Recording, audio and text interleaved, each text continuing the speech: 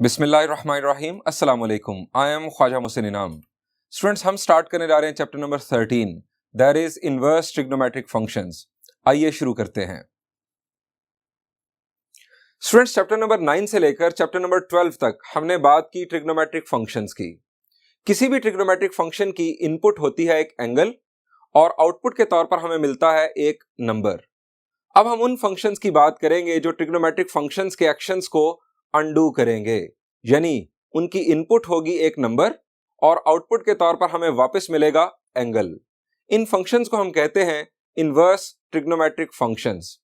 लेकिन trigonometric functions के inverse functions बनाना इतना सिंपल नहीं है। रीजन आइए आपके साथ शेयर करता हूं एक एग्जांपल के जरिए। स्टूडेंट्स, ये मैं कंसीडर कर रहा हूं sine function. Students, sine function को अगर हम -360 डिग्रीज इनपुट के तौर पर दें तो आउटपुट में क्या मिलेगा? जी, आउटपुट में हमें मिलेगा 0। -360 डिग्रीज के बाद अगर आप -180 डिग्रीज इनपुट के तौर पर दें तब भी आपको आउटपुट में 0 मिलेगा। -180 डिग्रीज के बाद 0, 180 डिग्रीज, 360 डिग्रीज, या अगर आप इस पैटर्न पर गौर करें, मैं इन शॉर्ट कहूं, पैटर्न को जरा देख लें। अगर मैं इन शॉर्ट कहूं तो कोई भी इंटीग्रल मल्टीपल ऑफ 180 डिग्रीज अगर इनपुट के तौर पर दिया जाए तो हमें आउटपुट मिलेगी 0। Students, trigonometric functions different inputs के लिए सेम आउटपुट दे सकते हैं, आप देख रहे हैं। इस वजह से ट्रिग्नोमेट्रिक फंक्शंस को मैनी टू वन फंक्शंस कहा जाता है। यहां पर मैंने सिर्फ और सिर्फ अभी साइन की एग्जांपल दी, आप बाकी ट्रिग्नोमेट्रिक फंक्शंस को भी जज कर सकते हैं। For different angles they can produce same output. Reason हमने चैप्टर 11 में डिस्कस किया था कि ट्रिग्नोमेट्रिक फंक्शंस आर पीरियोडिक। जो इनका पीरियोडिक बिहेवियर है, इसकी वजह से ये अपनी आउटपुट्स को रिपीट करना शुरू कर देते हैं। All the trigonometric functions are periodic. इसकी वजह से तमाम trigonometric functions many to one functions कहलाते हैं। हम पहला पॉइंट जो याद रखेंगे वो है all the trigonometric functions are many to one due to their periodic behavior। अब many to one functions का एक मसला होता है और वो मसला ये है कि many to one functions के inverse functions possible नहीं होते। many to one functions can't have inverse functions because, अब रीजन क्या है इसका? स्टूडेंट्स, फंक्शन की बेसिक प्रॉपर्टी होती है कि एक इनपुट के बदले वो सिर्फ और सिर्फ एक ही आउटपुट देता है। अब जरा देखिए, दोबारा देखिए, साइन फंक्शन को मैंने डिफरेंट इनपुट्स दी, हर इनपुट की एक ही आउटपुट आई। अब जब हम इस एक्शन को अनडू करने की बात करेंगे तो अनडू करने में क्या है कि हम जो 0 है उसे इनपुट के तौर पर यूज करेंगे और अब आउटपुट हासिल करने की कोशिश करेंगे। हम मालूम करेंगे कि 0 किस एंगल का साइन है, यह हम मालूम करना चाहते हैं। लेकिन दूसरी तरफ बहुत सारे एंगल्स हैं, इनफाइनाइट नंबर ऑफ एंगल्स हैं, इंटीग्रल मल्टीपल्स ऑफ 180, तमाम वो एंगल्स हैं जिनका साइन 0 था। इनपुट में है हमारे पास 0, आउटपुट में हमारे पास आ रही हैं बेशुमार आउटपुट्स, बेशुमार एंगल्स। स्टूडेंट्स, ये जो बिहेवियर है ये फंक्शन का बिहेवियर नहीं होता। फंक्शन में एक इनपुट के बदले सिर्फ और सिर्फ एक ही आउटपुट मिलती है, एक इनपुट के बदले एक से ज्यादा आउटपुट नहीं मिलती, जबकि यहां पर ऐसा ही हो रहा है। ये बुनियादी तौर पर trigonometric function many to one है। जब हम वापस आते हैं तो ये कहलाता है वन टू मैनी। अब वन टू मैनी ये फंक्शन नहीं होता, ये रिलेशन तो है लेकिन ये फंक्शन नहीं है। पहला पॉइंट हमने लिखा, all the trigonometric functions are many to one due to their periodic behaviour. दूसरा point, many to one functions can't have inverse functions because one to many is not a function। अब इस बात पर हम ये conclude कर लेते हैं कि all the simple trigonometric functions are not invertible। Simple trigonometric functions जो हमने अभी तक डिस्कस किए हैं ये इन्वर्टेबल नहीं है। इन्वर्टेबल से मुराद, नॉट इन्वर्टेबल से मुराद कि इनके इन्वर्स फंक्शंस पॉसिबल नहीं है। अब रीजन क्या है? रीजन वही कि जब हम वापस आते हैं तो वन टू मैनी की बात शुरू हो जाती है।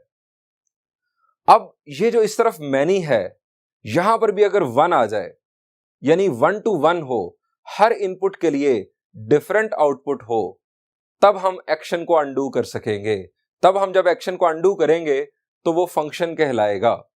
यानी अगर हमने इनवर्स फंक्शन बनाना है तो ट्रिग्नोमेट्रिक फंक्शंस को मैनी टू वन नहीं होना चाहिए, वन टू वन होना चाहिए। Only one two one functions can have inverse functions. अब मसला यह है कि हमारे जो ट्रिग्नोमेट्रिक फंक्शंस हैं ये सारे के सारे मैनी टू वन हैं। इनवर्स फंक्शन बनाने के लिए इन्हें वन टू वन होना चाहिए।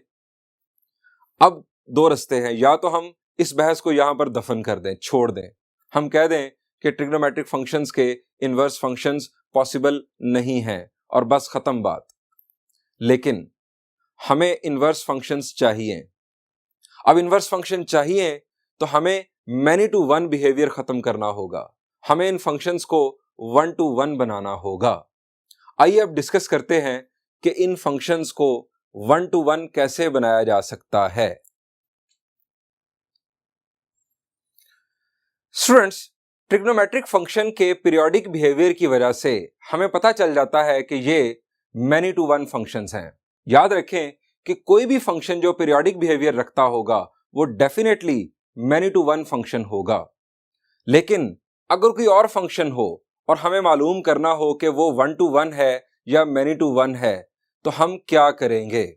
स्टूडेंट्स, इसके लिए बड़ा आसान ट्रिक है, आइए आपके साथ शेयर करता हूं। स्टूडेंट्स, ये साइन फंक्शन का ग्राफ, हम जानते हैं कि ये मैनी टू वन फंक्शन है। हम देखते हैं कि graphically many to one function का बिहेवियर क्या होता है। स्टूडेंट्स, इसको चेक करने के लिए एक टेस्ट है जिसे कहा जाता है horizontal line test.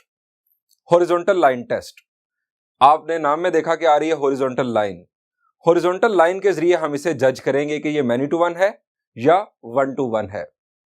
Students, sine function के ग्राफ पर आप हॉरिजॉन्टल लाइन ड्रॉ करें, कोई भी हॉरिजॉन्टल लाइन, जितनी पॉसिबल हॉरिजॉन्टल लाइंस हैं उनमें से कोई भी अगर ग्राफ को एक से ज्यादा दफा इंटरसेक्ट करे, मैं कह रहा हूं एक से ज्यादा दफा इंटरसेक्ट करे, इंटरसेक्ट से मुराद टच करे या कट करे, तो वो graph many to one function का ग्राफ होगा। दोबारा सुन लीजिए, किसी ग्राफ पर आप जितनी पॉसिबल हॉरिजॉन्टल लाइंस लगा सकते हैं, कोई भी हॉरिजॉन्टल लाइन उनमें से अगर एक से ज्यादा दफा इंटरसेक्ट करे, इंटरसेक्ट से मुराद कट करे या टच करे, तो वो graph many to one function का ग्राफ होगा। अगर वो सिर्फ और सिर्फ एक दफा इंटरसेक्ट करे तो वो वन टू वन फंक्शन का ग्राफ होगा। अब यहां पर जरा देखिए, साइन फंक्शन का ग्राफ आप जानते हैं दोनों तरफ नेवर एंडिंग, और हॉरिजॉन्टल लाइन वो भी नेवर एंडिंग। जब हम हॉरिजॉन्टल लाइन ड्रॉ करते हैं तो हम देखते हैं कि ये हॉरिजॉन्टल लाइन एक से ज्यादा दफा इंटरसेक्ट कर रही है। आप बता सकते हैं कितनी दफा इंटरसेक्ट करेगी? जी बिल्कुल, चूंकि हॉरिजॉन्टल लाइन भी नेवर एंडिंग है, ग्राफ भी नेवर एंडिंग है, और ग्राफ का बिहेवियर ऐसा है कि ये हॉरिजॉन्टल लाइन इनफाइनाइटली इसे इंटरसेक्ट करेगी। So sine function is many to one function. हमें मालूम था पीरियोडिक बिहेवियर की वजह से कि sine function many to one है, लेकिन हमने ग्राफिकली जजमेंट सीखनी है कि अगर हमें नहीं भी पता तो हम कैसे जज करेंगे। स्टूडेंट्स, अब जरा इसका कंसेप्ट भी देखते हैं कि हॉरिजॉन्टल लाइन क्यों इसे एक से ज्यादा दफा इंटरसेक्ट कर रही है। स्टूडेंट्स, आप जरा देखें कि जहां जहां जिस जिस पॉइंट पर हॉरिजॉन्टल लाइन साइन फंक्शन के ग्राफ को इंटरसेक्ट कर रही है, उस पॉइंट पर y कोऑर्डिनेट क्या बन रहा है? शाबाश जी, हॉरिजॉन्टल लाइन। स्टूडेंट्स याद रखें, हॉरिजॉन्टल लाइन पर हमेशा y कोऑर्डिनेट सेम रहता है। y कोऑर्डिनेट कब चेंज होता है? जब आप ऊपर जाएं या नीचे जाएं। हॉरिजॉन्टल लाइन जहां जहां इंटरसेक्ट कर रही है उस पॉइंट का y कोऑर्डिनेट सेम है। अब y कोऑर्डिनेट क्या है? y कोऑर्डिनेट है आउटपुट। हर उस पॉइंट पर जहां पर लाइन इंटरसेक्ट कर रही है x कोऑर्डिनेट डिफरेंट है। अब x कोऑर्डिनेट डिफरेंट है, x है इनपुट, डिफरेंट से मुराद मैनी, और आउटपुट एक ही आ रही है, y कोऑर्डिनेट सेम है, उसका मतलब है 1। मैनी टू 1, ये बन गया इसका कंसेप्ट। स्टूडेंट्स, हमने इस फंक्शन को 1 to 1 बनाना है। चूंकि ये मैनी टू 1 है, मैनी टू 1 फंक्शन का इनवर्स फंक्शन पॉसिबल नहीं होता। अब मैं आपको एक एग्जांपल वो भी दिखाना चाहूंगा कि 1 to 1 फंक्शन कैसा नजर आता है, उसका बिहेवियर क्या होता है हॉरिजॉन्टल लाइन टेस्ट के अंदर। स्टूडेंट्स, मैं अब कंसीडर कर रहा हूं एक लीनियर फंक्शन। लीनियर फंक्शन जैसे मिसाल के तौर पर y is equal to x plus 2, ये एक लीनियर फंक्शन, ये इसका ग्राफ। स्टूडेंट्स, इस ग्राफ पर आप जितनी मर्जी हॉरिजॉन्टल लाइंस लगाएं, कोई भी हॉरिजॉन्टल लाइन इस ग्राफ को कितनी दफा इंटरसेक्ट करेगी? The answer is only once. इसका मतलब यह हुआ कि ये 1 to 1 फंक्शन है, लीनियर फंक्शन 1 to 1 फंक्शन है, लेकिन कोई भी ट्रिग्नोमेट्रिक फंक्शन 1 to 1 नहीं होता। अब आ जाएं वापस अपने साइन फंक्शन पर और अपने हॉरिजॉन्टल लाइन टेस्ट पर। स्टूडेंट्स, ये मैनी टू 1 फंक्शन है, हमने इसको 1 to 1 बनाना है ताकि इसका इनवर्स फंक्शन बनाया जा सके। अब इसे 1 to 1 बनाने के लिए हम डोमेन में से वो तमाम इनपुट्स निकालना चाहेंगे कि जिन पर सेम आउटपुट वापस आ रही है, तमाम। अब मैं आपको इसका बड़ा सिंपल सा ट्रिक बताता हूं। स्टूडेंट्स, 3 बातें याद रखें। इस ग्राफ का हमने ओरिजिन के नजदीक एक सेगमेंट कंसीडर करना है। पहली बात, इस ग्राफ का ओरिजिन के नजदीक, ओरिजिन शामिल भी हो सकता है, एक सेगमेंट कंसीडर करना है कि जिसको हॉरिजॉन्टल लाइन टेस्ट सिर्फ और सिर्फ एक दफा इंटरसेक्ट करे। यह होगी दूसरी बात, हॉरिजॉन्टल लाइन सिर्फ और सिर्फ एक दफा इंटरसेक्ट करे। और तीसरी और आखिरी बात, रेंज साइन फंक्शन की चेंज ना हो। अब साइन फंक्शन की रेंज क्या है? ग्राफ में आपको नजर आ रहा है कि -1 से 1 तक ये वेव की तरह चल रहा है, -1 और 1 शामिल हैं। रेंज यही रहनी चाहिए और हॉरिजॉन्टल लाइन सिर्फ और सिर्फ एक दफा इंटरसेक्ट करे और वो सेगमेंट ओरिजिन के नजदीक तरीन हो, ओरिजिन उसमें शामिल भी हो सकता है। अब जरा देखिए, 0 से पाए, मैं ऐसे ही फर्ज कर रहा हूं 0 से पाए, क्या ख्याल है? 0 से पाए ओरिजिन के नजदीक है सेगमेंट। अब इसमें बाकी 2 बातें जरा देखें, क्या इसमें रेंज कंप्लीट हो रही है? The answer is no. 0 से पाए 1 को तो टच कर रहा है ये सेगमेंट, लेकिन -1 को टच नहीं कर रहा, सो ये नहीं चलेगा। और दूसरी बात ये भी है कि हॉरिजॉन्टल लाइन इस सेगमेंट को 2 दफा इंटरसेक्ट कर रही है। ये मैंने जानबूझकर गलत एग्जांपल दी। अब आप जरा खुद सोचें कि कौन सा सेगमेंट कंसीडर करें कि जिसमें रेंज -1 से 1 तक कंप्लीट आ रही हो, हॉरिजॉन्टल लाइन एक दफा इंटरसेक्ट कर रही हो और ओरिजिन के नजदीक तरीन हो। जी, आप नेगेटिव एक्स एक्सिस को शामिल कर सकते हैं। सो स्टूडेंट्स, आपके जहन में आ रहा है ये सेगमेंट, ये रेड कलर में सेगमेंट। स्टूडेंट्स, ये सेगमेंट अगर एंगल की बात करें तो कहां से शुरू हो रहा है?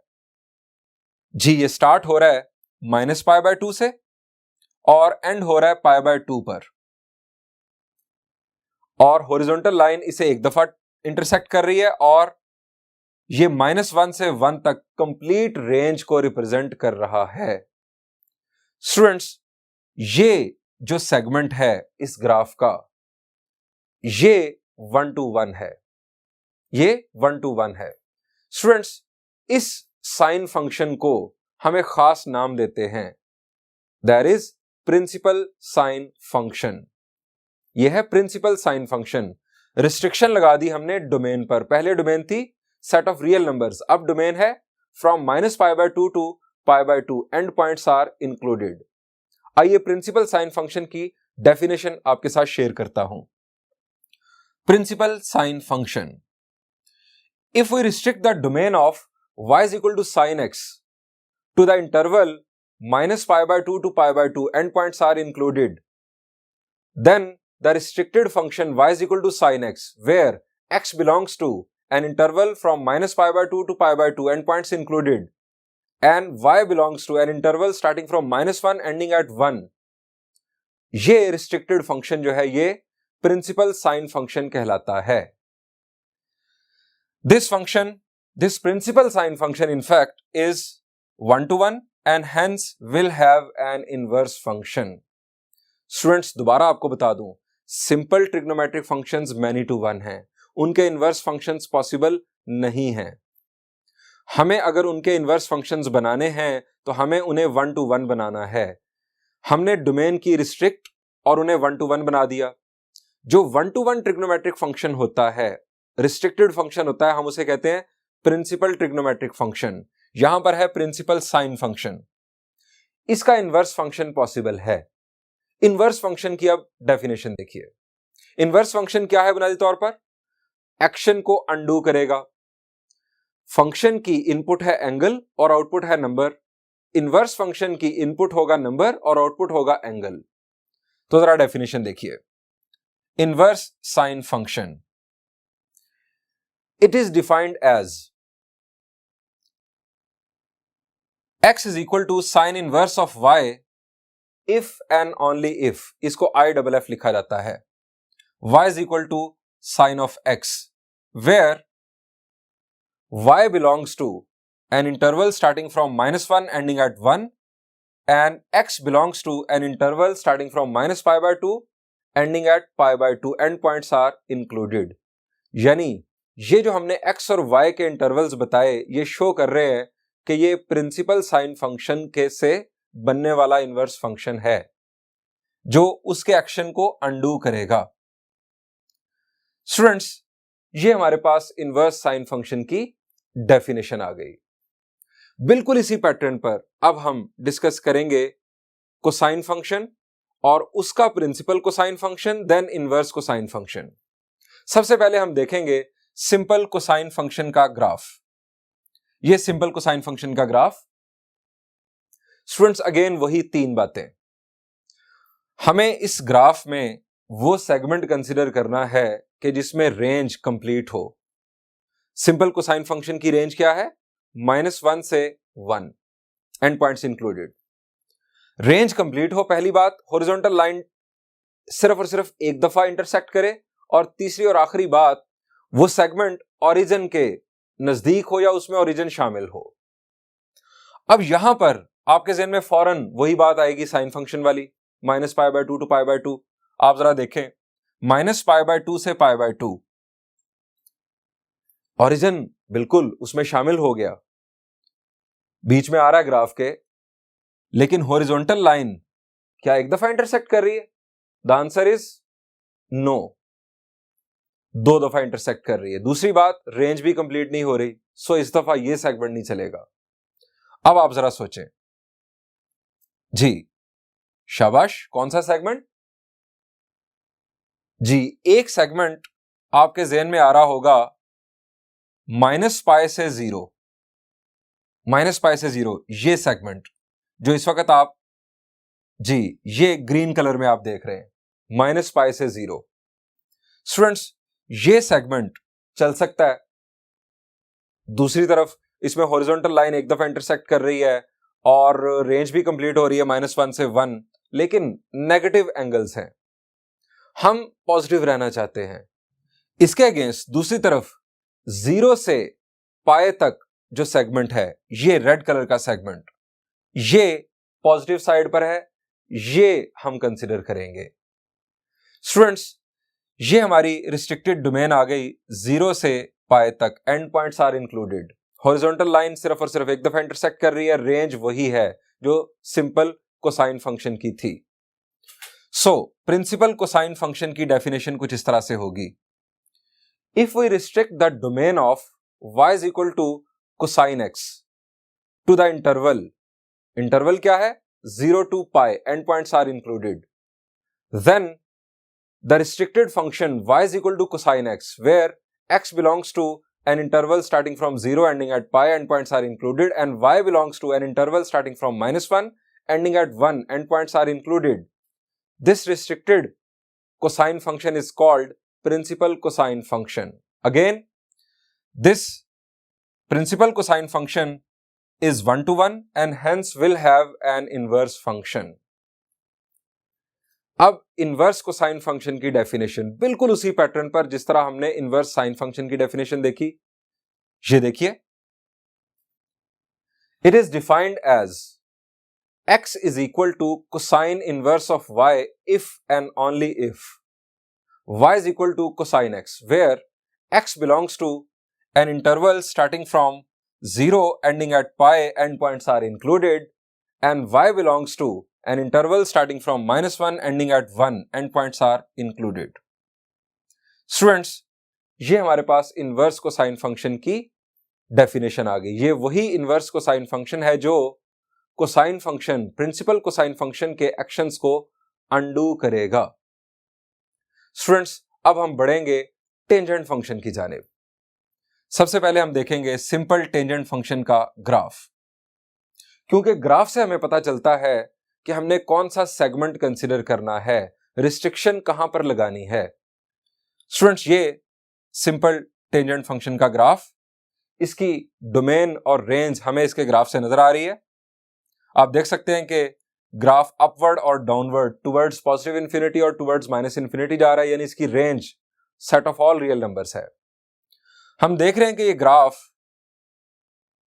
जो है वो ब्रोकन सेगमेंट्स में नजर आ रहा है। यहां पर हमें नजर आ रहे हैं डॉटेड लाइंस में एसिम्पटॉट्स। ये एसिम्पटॉट्स के अगेंस्ट अगर हम एंगल देखें तो ये ऑड मल्टीपल ऑफ 90 नजर आ रहे हैं। यानी सिंपल टेंजेंट फंक्शन की जो डोमेन है वो है set of all real numbers, but x can not be equal to odd multiples of π/2 where n belongs to set of integers. ये है डोमेन टेंजेंट फंक्शन की। स्टूडेंट्स, यहां पर भी सेगमेंट जरा देखें कि वो सेगमेंट जिसको हॉरिजॉन्टल लाइन एक दफा इंटरसेक्ट करे, ऑरिजिन के नजदीक, और रेंज कंप्लीट हो रही हो, माइनस इंफिनिटी से पॉजिटिव इंफिनिटी इसकी रेंज है। जी, कौन सा सेगमेंट ये सब कुछ फुलफिल कर रहा है? जी, अब आप समझ गए होंगे, ये -π/2 से π/2 तक, लेकिन एंड पॉइंट्स इंक्लूडेड नहीं है क्योंकि एंड पॉइंट्स पर टेंजेंट फंक्शन अनडिफाइंड है। सो प्रिंसिपल टेंजेंट फंक्शन की डोमेन -π/2 से π/2 तक होगी और एंड पॉइंट्स इंक्लूडेड नहीं होंगे। रेंज वही, प्रिंसिपल फंक्शंस में रेंज का चेंज नहीं आता। सो प्रिंसिपल टेंजेंट फंक्शन की definition, if we restrict the domain of y is equal to tangent x to the interval -π/2 to π/2, end points not included, इसलिए round brackets आप देख रहे हैं, end points are not included, then the restricted function y is equal to tangent x where x belongs to -π/2 to π/2, end points not included, y belongs to set of real numbers is called principal tangent function. Students, principal tangent function चूंकि 1 to 1 है, इसलिए इसका inverse function possible है। अब हम देखेंगे inverse tangent function की definition. बिल्कुल इसी की बुनियाद पर डेफिनेशन बनेगी। इनवर्स टेंजेंट फंक्शन की definition, it is defined as x is equal to tangent inverse of y if and only if y is equal to tangent x, और x क्या है? x इंटरवल है from -π/2 to π/2, end points are not included, और y क्या है? y set of real number से belong करता है। स्टूडेंट्स, ये आ गया इनवर्स टेंजेंट फंक्शन। अब हम इनवर्स टेंजेंट के बाद बढ़ेंगे कोटेंजेंट फंक्शन की जानिब। स्टूडेंट, सबसे पहले सिंपल कोटेंजेंट फंक्शन की डोमेन और रेंज रिकॉल कर लें। मैं आपको ग्राफ दिखाता हूं। ये ग्राफ कोटेंजेंट फंक्शन का, ग्राफ को देखकर जरा बताएं इसकी रेंज क्या है। जी, ये upward positive infinity, downward minus infinity की तरफ जा रहा है, और अनब्रोकन सेगमेंट है ये पूरे का पूरा, जो भी आप देखें। सो इसकी रेंज भी set of all real numbers है। डोमेन जरा देखें, ये कहां कहां टूट रहा है। जी, वो पॉइंट्स डोमेन में शामिल नहीं है। With in domain trigonometric functions continuous होते हैं, वो पॉइंट्स डोमेन में शामिल ही नहीं है जहां पर ये ब्रेक आ रहा है। जी, जरा देखें। जी, आपको डोमेन याद आ गई होगी कि कोटेंजेंट फंक्शन की डोमेन है set of all real numbers, but x can not be equal to integral multiple of pi where n belongs to set of integers. यानी इंटीग्रल मल्टीपल ऑफ 180 या इंटीग्रल मल्टीपल ऑफ पाई पर cotangent function undefined हो जाता है। अब again वही कहानी कि हमने इसका वो सेगमेंट कंसीडर करना है कि जिसको हॉरिजॉन्टल लाइन एक दफा इंटरसेक्ट करे, ओरिजिन के नजदीक हो और रेंज कंप्लीट हो रही हो हमारी, माइनस इंफिनिटी से पॉजिटिव इंफिनिटी इसकी रेंज है। सो यहां पर देखें, शाबाश, क्या इंटरवल बन रहा है? शाबाश, इसका सेगमेंट -π/2 से π/2? नो, इस इंटरवल में नहीं, हमारी कंडीशंस पूरी नहीं हो रही। सो हम कौन सा कंसिडर करेंगे जी? ये 0 से पाए तक, 0 से पाए तक, 0 और पाए एंड पॉइंट्स में शामिल नहीं होंगे। ये है रिस्ट्रिक्टेड कोटेंजेंट फंक्शन, जिसे हम कहेंगे प्रिंसिपल कोटेंजेंट फंक्शन। ये 1 to 1 है और इसका इनवर्स फंक्शन पॉसिबल होगा। सो प्रिंसिपल कोटेंजेंट फंक्शन की डेफिनेशन देखिए, if we restrict the domain of y is equal to cotangent x to the interval from 0 to pi, endpoints not included, then the restricted function y is equal to cotangent x where x belongs to an interval starting from 0 ending at pi, endpoints not included, and y belongs to set of real numbers is called principal cotangent function. ये principal cotangent function 1 to 1 है और इसका inverse function possible है। अब inverse cotangent function की definition बिल्कुल वही pattern जो हमने साइन, कोसाइन और टेंजेंट में देखा।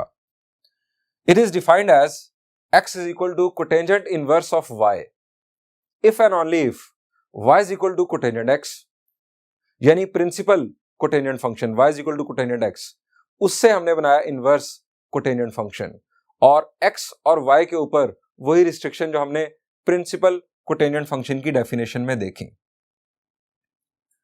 स्टूडेंट्स, अब हम बढ़ेंगे कोसेकेंट फंक्शन की जानिब। स्टूडेंट्स, कोसेकेंट फंक्शन का सबसे पहले देखते हैं ग्राफ। ये सिंपल कोसेकेंट फंक्शन, उसका ग्राफ।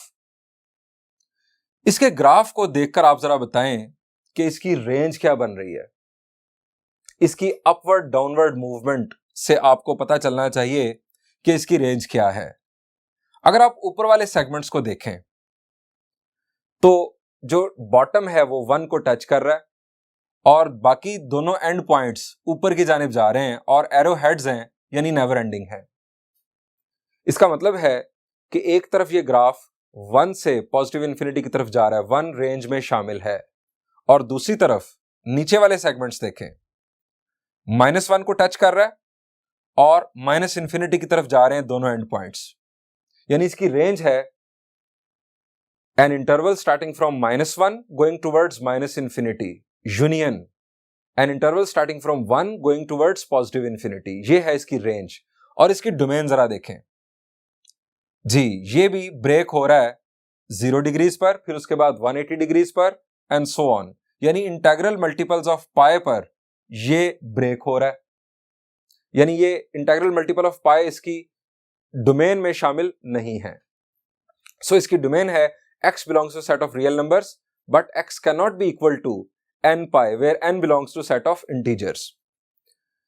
ये इसकी डोमेन और रेंज और इसका ग्राफ। अब जरा देखें इसका सेगमेंट कौन सा कंसीडर करें कि जिसमें हमारी जो रेंज है वो भी कंप्लीट हो रही हो और जो हॉरिजॉन्टल लाइन है वो सिर्फ और सिर्फ एक दफा कट करे। जी जरा देखें, शाबाश। अब आपको यहां पर 0 से पाई वाला जो सेगमेंट है उसमें आप सोच रहे होंगे तो उसमें रेंज पूरी नहीं हो रही, वो 1 से पॉजिटिव इंफिनिटी की तरफ जा रहा है, हॉरिजॉन्टल लाइन भी उसको 2 दफा इंटरसेक्ट कर रही है। आप कोई भी सेगमेंट देखेंगे तो हॉरिजॉन्टल लाइन 2 दफा इंटरसेक्ट कर रही है। अब क्या करें? क्या इसे छोड़ दें? क्या ये 1 to 1 नहीं बन सकता? नहीं, हमने तो इनवर्स कोसेकेंट बनाना है, इसे 1 to 1 भी बनाना है। चलें मैं आपको यहां पर बताता हूं। यहां पर -π/2 से π/2 तक अब ब्रेक आ रहा है दरमियान में, ब्रेक कहां पर आ रहा है? ब्रेक आ रहा है 0 पर। -π/2 से π/2 क्लोज्ड इंटरवल यानी एंड पॉइंट्स इंक्लूडेड, लेकिन 0 को इसमें से एक्सक्लूड कर दें। ये जो इंटरवल है, इस इंटरवल के लिए हम इसे कहेंगे प्रिंसिपल कोसिकेंट फंक्शन। ये सेगमेंट कंसीडर होगा। स्टूडेंट्स, अब आप सोच रहे होंगे कि हॉरिजॉन्टल लाइन जो ऊपर मौजूद है वो डिफरेंट है, जो नीचे है वो डिफरेंट है, वो डिफरेंट पॉइंट पर इंटरसेक्ट कर रही है, ये डिफरेंट पॉइंट पर इंटरसेक्ट कर रही है। हम इसे भी कहेंगे कि हॉरिजॉन्टल लाइन टेस्ट ये पास कर रहा है। आप कोई भी हॉरिजॉन्टल लाइन इस सेगमेंट पर, इन सेगमेंट्स पर ड्रॉ करें तो कोई भी हॉरिजॉन्टल लाइन 2 दफा तो इंटरसेक्ट नहीं ना कर सकती। सो ये 1-to-1 फंक्शन है। प्रिंसिपल कोसिकेंट फंक्शन की डेफिनेशन देखिए। If we restrict the domain of y is equal to cosecant x to the interval starting from -π/2 ending at π/2 endpoints included, but x cannot be 0, then the restricted function y is equal to cosecant x with the same restriction to the x and y जो range थी हमारी 1 से positive infinity 1 included और -1 से minus infinity -1 included, this restricted cosecant function is called principal cosecant function. This is 1-to-1 and hence will have inverse cosecant function. अब inverse cosecant function इसी definition की बुनियाद पर ड्राइव होगा। ये inverse cosecant function की definition, it is defined as x is equal to cosecant inverse of y if and only if y is equal to cosecant x, और x के ऊपर restriction, it is an interval starting from -π/2 ending at π/2 endpoints included, but x cannot be 0 and y belongs to the union of two intervals -1 to -infinity -1 included and 1 to positive infinity 1 included. Students, principal cosecant की बुनियाद पर हमने define कर लिया inverse cosecant जो उसके actions को undo करेगा। स्टूडेंट्स, अब हम बात करेंगे सीकेंट फंक्शन की। यह सिंपल सीकेंट फंक्शन का ग्राफ को देखकर अगेन डोमेन और रेंज आप जरा रिकॉल कर लें। आप देख रहे हैं कि ऊपर वाले जो सेगमेंट्स हैं वो 1 को टच करके दोनों एंड पॉइंट्स ऊपर की जानिब जा रहे हैं। इसका मतलब है रेंज ऊपर वाले सेगमेंट्स की 1 से पॉजिटिव इंफिनिटी और नीचे वाले सेगमेंट्स -1 को टच करके माइनस इंफिनिटी की जानिब जा रहे हैं, यानी उनकी रेंज -1 से -इंफिनिटी। तो रेंज आपकी वही आ गई जो कोसिकेंट फंक्शन की थी। डोमेन, यहां पर आप देखें कि आपको जो ब्रेक हैं वो कहां पर मिल रहे हैं। जी, हमें मिल रहा है ब्रेक -π/2 पर, उसके बाद π/2 पर, उसके बाद 3π/2 पर एंड सो ऑन, यानी इंटेग्रल ऑड मल्टीपल्स ऑफ π/2 पर ग्राफ टूट रहा है। सो इसकी domain x belongs to set of real numbers but x can not be odd multiple of π/2 where n belongs to set of integers. ये इसकी आ गई domain और रेंज। स्टूडेंट्स, अब इसका वो सेगमेंट कंसीडर करना है कि जिसको हॉरिजॉन्टल लाइन एक दफा इंटरसेक्ट करे, ओरिजिन के नजदीक हो और रेंज डिस्टर्ब ना हो। रेंज हमारी यही रहे जो हम चाह रहे हैं, यानी 1 से पॉजिटिव इंफिनिटी और -1 से माइनस इंफिनिटी। सो कौन सा सेगमेंट? जी शाबाश, यहां पर जो सेगमेंट है वो है interval starting from 0 ending at π। जी, अब हमें π/2 को एक्सक्लूड करना होगा क्योंकि वहां पर आ रहा है ब्रेक। ये भी उसी पैटर्न पर है जिस पैटर्न पर हमने कोसिकेंट को देखा। कोई भी हॉरिजॉन्टल लाइन इन दो ब्रोकन सेगमेंट्स को एक से ज्यादा दफा इंटरसेक्ट नहीं कर सकती। सो ये 1-to-1 फंक्शन है। सो प्रिंसिपल सीकेंट फंक्शन की स्टूडेंट्स डेफिनेशन कुछ इस तरह से होगी। If we restrict the domain of y is equal to secant x where x belongs to an interval starting from 0 ending at π where x cannot be equal to π/2, then the restricted function y is equal to secant x where x belongs to an interval starting from 0 ending at π x cannot be equal to π/2 and y belongs to the union of two intervals 1 to positive infinity and -1 to minus infinity, 1 and -1 are included, is called principal secant function. Students, principal secant function define हो गया, ये 1 to 1 function है और इसका inverse function possible है। Inverse secant function की definition बिल्कुल उसी पैटर्न पर जिस तरह हमने पहले 5 फंक्शंस देखे। It is defined as x is equal to secant inverse of y if and only if y is equal to secant x, और x और y के ऊपर वही रिस्ट्रिक्शंस जो प्रिंसिपल सीकेंट फंक्शन के लिए हमने डिफाइन की। स्टूडेंट्स, ये हमारे पास इनवर्स सीकेंट फंक्शन की डेफिनेशन आ चुकी। ये उन तमाम एक्शंस को अंडू करेगा जो एक्शंस प्रिंसिपल सीकेंट फंक्शन लेगा, यानी इसकी इनपुट नंबर और आउटपुट एंगल होगा। स्टूडेंट्स, हमने 6 के 6 इनवर्स ट्रिग्नोमेट्रिक फंक्शंस डिफाइन कर लिए।